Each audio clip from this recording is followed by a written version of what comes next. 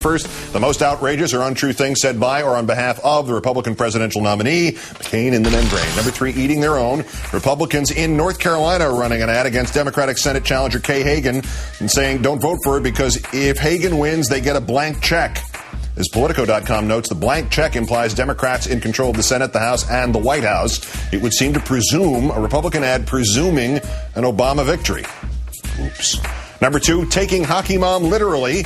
The National Hockey League, St. Louis Blues, have invited Governor Palin to drop the ceremonial first puck for their home game tomorrow night. This even though Governor Palin dropped the ceremonial first puck for the Philadelphia Flyers opening game on the 11th. And the Flyers lost that game, and all 5 they have played since, and they are now 0-6. And People magazine has an interview with the governor and her husband using reader questions, one of which includes this wondering, we wondered if you had any more unique baby names up your sleeve. We did, the governor replied. We never got to get our Zamboni in. I always wanted a son named Zamboni. If somehow you do not know, this is a Zamboni, the ice resurfacing machine named for its maker, Frank J. Zamboni, Jr. And number 1, John McCain was against spending campaign money on clothing before he did it. From the archives, May 25th, 1993, Senator McCain speaking on the floor of the Senate, quote, the amendment before the Senate is a very simple one. It restricts the use of campaign funds for inherently personal purposes. The amendment would restrict individuals from using campaign funds for such things as home mortgage payments, clothing purchases.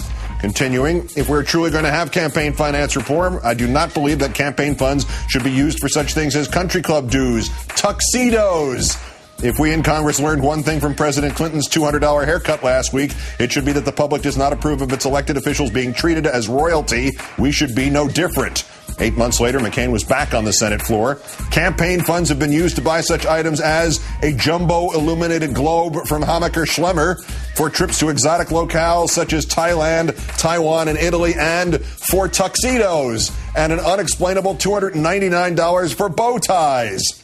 It should be pointed out that the $75,000 at Neiman Marcus, the $49,000 at Saks, the $5,000 at Bloomingdale's has not been itemized, so we don't know if there were bow ties, and if perhaps a $299 bow tie might now seem like a bargain in Palin land.